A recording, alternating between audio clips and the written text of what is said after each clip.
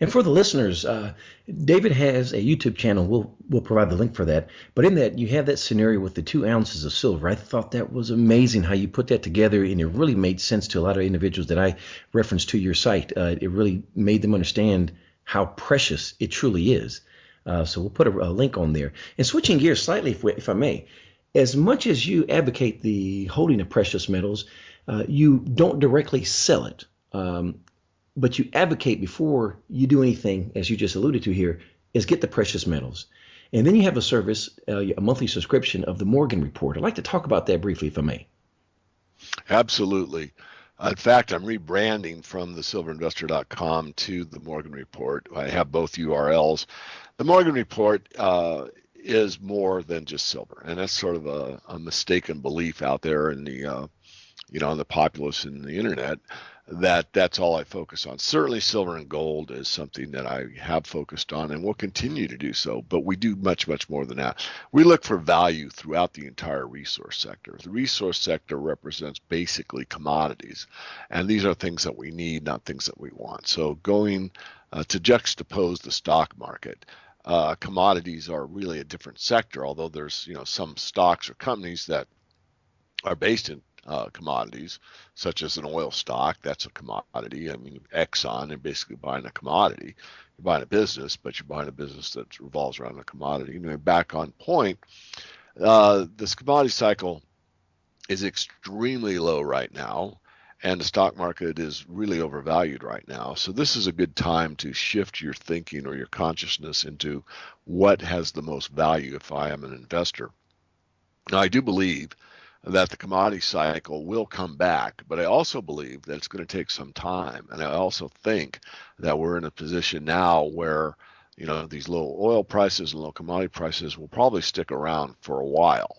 I do also think that the top tier of all the commodities, which is money, which is gold, silver, and in some cases platinum, palladium, but gold and silver specifically, will take off on their own vis-a-vis the other commodities. So in other words, as I said a moment ago, based on a lot of different reasons, gold and silver will take off on their own regardless of economic conditions. It's more about a faith in the monetary system or something happening that's a crisis hedge, such as more war problems or maybe a food crisis or anything. I mean, there's so many situations that cause people to seek confidence, and confidence in money is something that people have basically as an instinct. It's just that no one thinks about it and no one really talks about it. You're never going to get any monetary education from the mainstream press. They have something to sell you, and that's based on the establishment. The establishment sells you on the fact that money is complicated, you don't understand it, we do, trust us, give your money to your broker, give your money to your bank, do what we tell you, and move along. And of course, this is probably the worst thing that you can do, is to not take responsibility for your own money, because there have been times in history where people get cypressed, where their bank accounts are cut by 20%, 40%. There are times like recently in Argentina where your bank account is intact, only there's a slight restriction on it. You're only allowed to take out 200 pesos a week, no matter how many millions of dollars you have in the banking system. So these things do happen. Again, I'm talking fact, not conspiracy, not fiction. I'm talking reality. And these are things that people think about after it happens to them. What I am trying to urge people to do is critically think before that possibility takes place in their lives and what they can do. Well, you've reached one person. That was me. I have to give you kudos. You're one of the pioneers, along with, I have to mention his name as well, Rick Rule, when you mentioned platinum and palladium. And also kudos to David Smith and Chris Marchese, your colleagues. Years ago, you were advocating a position in platinum and palladium, and really no one ever discusses platinum and palladium, and they happen to be some of my favorite metals, to be more specific about that. But I have to give you kudos for that, because that tells me more about your work, the breadth and depth that you have. You even get into other companies as well, different sectors within the natural resource space. So do take advantage of the expertise and that David has with his staff. Let's talk about the valuation proposition briefly, if we can, about just the cost of production and the actual price of the spot price of any one of the metals. Sure. In gold, It was around the $1,400 level, and I'm just doing this in my head, when oil was roughly $100 a barrel. Now, because oil is like under 40 as we're doing the interview, the price of gold, and this is the all-in sustaining costs. Cash costs are a misleading statement. You can look that up on Google. I don't have time to explain it. But the actual total cost of getting out to gold out of the ground, probably somewhere in the $1,100 an ounce for a very efficient mining company. Silver, back at the higher oil price, was roughly $22 an ounce. Today, some of the most efficient silver mines on the planet can scrape by at something around $14.50, $15. So both the metals right now are either at or below the cost of production. And anytime you can buy any commodity, be it corn, soybeans, lumber, oil, metals, any metal, base metal, precious metal, and have some patience, you are going to do well. And the reason being is obvious. If you can buy a commodity, especially a metal, because metals don't have the problem that you have with most commodities, which is a storage issue or a situation with the agriculturals where they could rot or something could get eaten or weather would harm them or whatever. Metals, you can secure a huge amount of value in a very small space. Even silver, people talk about how bulky it is. It's bulky relative to gold, but believe me, most people couldn't afford a 10 by 10 by 8 room in their house full of silver. Believe me, that's a lot of money. So anyway, the idea is that that's the top tier commodity again, and this is something that if you have patience and you can buy it, you're doing better than most silver miners. Think about that.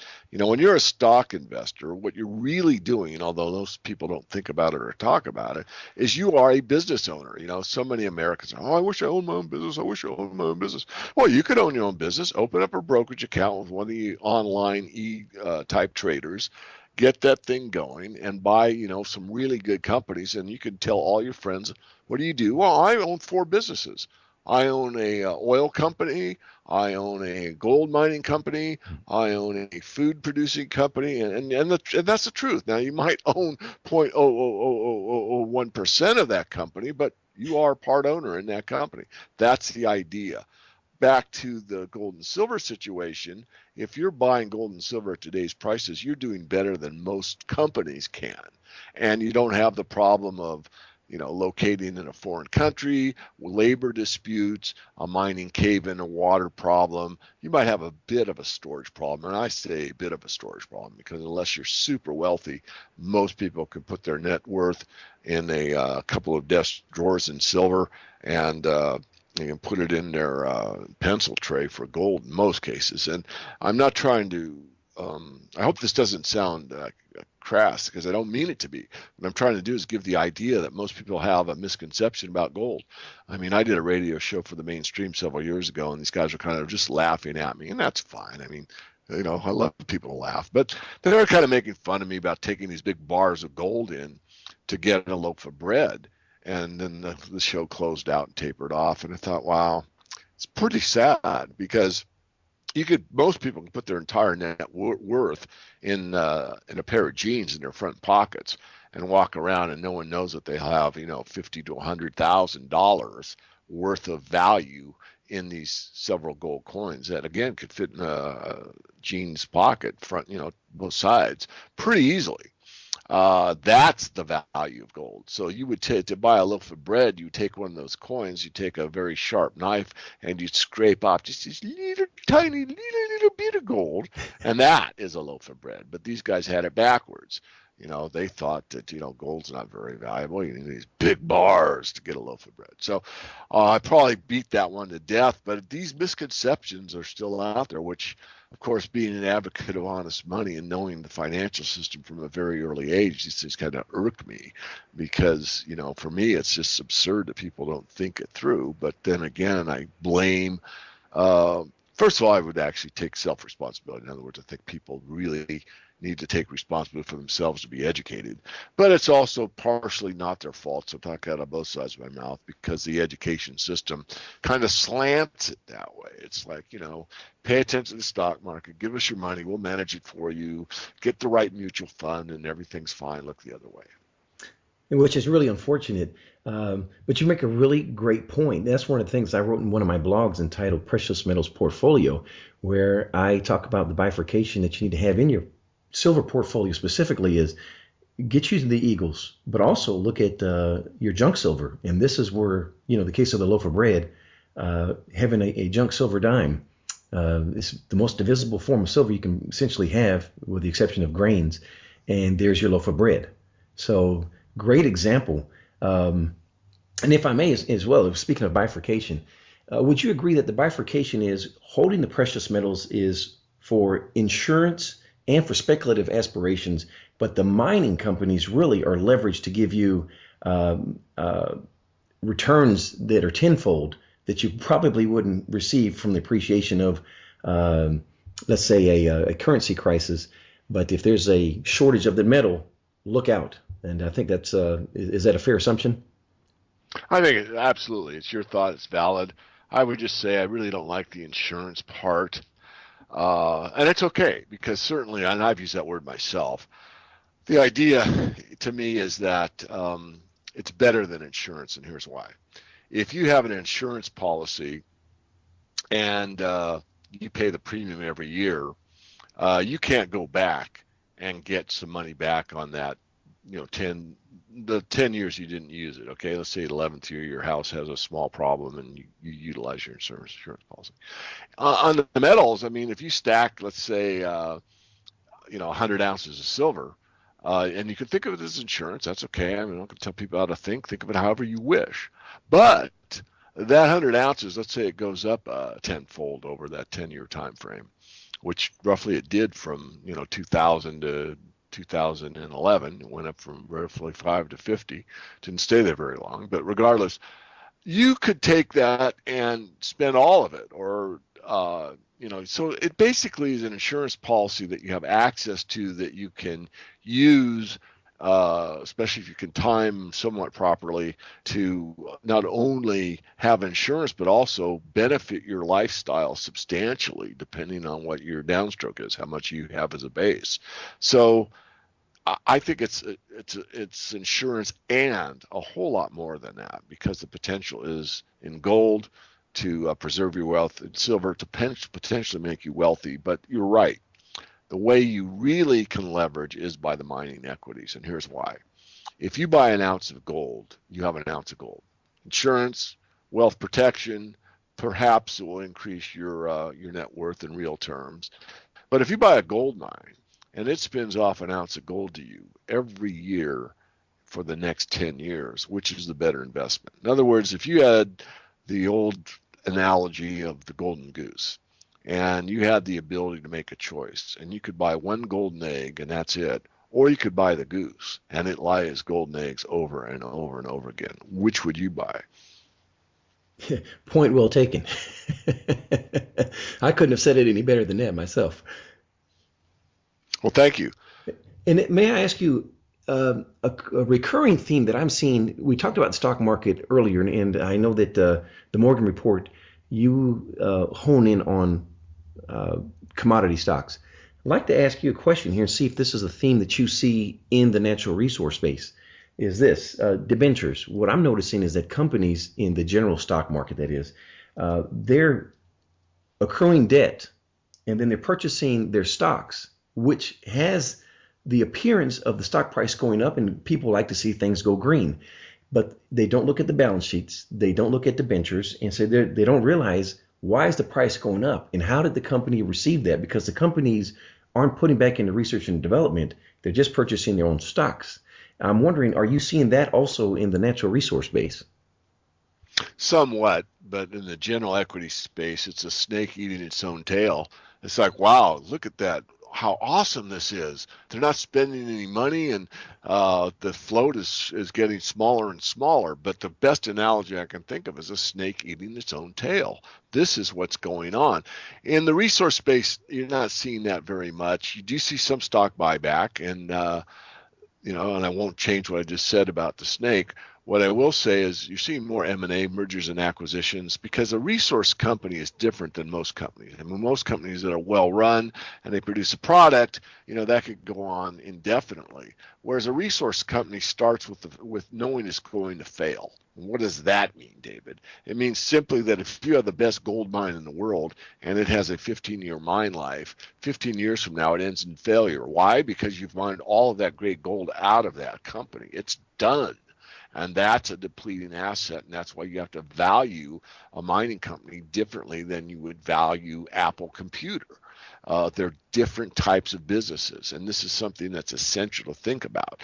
So, it's hard to compare them, Maurice, but I think you brought up a good thing. But no, most of your well-heeled gold and silver companies, and contrary to some of my friends that say that they're all broke, some are very heavily cash rich, and they're looking to deploy the capital to buy assets in the ground that are very undervalued at this point in time, and that's why you are seeing some M&A. In fact, the Morgan Report a while back did a whole report on mergers and acquisitions, and we talked about those that would probably be taking over the smaller companies and which smaller companies we thought were great takeover candidates. And you know what?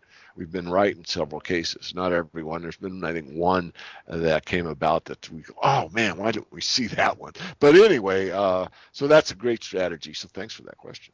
Well, and again, that's why I always reference when someone asks me, hey, where can I learn about precious metals and the natural resource space as a whole and the mining stocks, I always reference your work, the Morgan Report. It's a phenomenal piece of work. And again, kudos out to you. I've learned so much from it. And I think it would behoove anyone, again, who's interested in learning about precious metals is to first get the Silver Manifesto.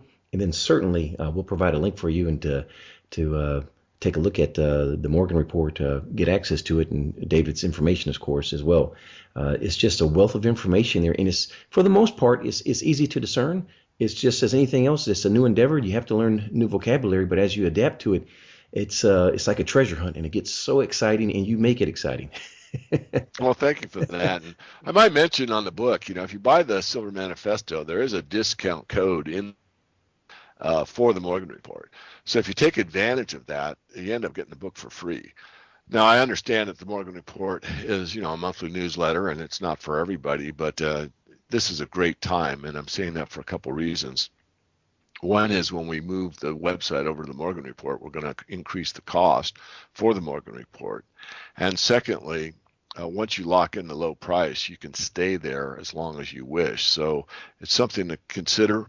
Again, it's not for everybody, but that those that are serious about making money in the sector, it is certainly something to consider. You just use the discount code, and you get about a $30 off on the basic letter. So you're paying $100 instead of $130, and the book costs $30. So again, it's like getting the book for free.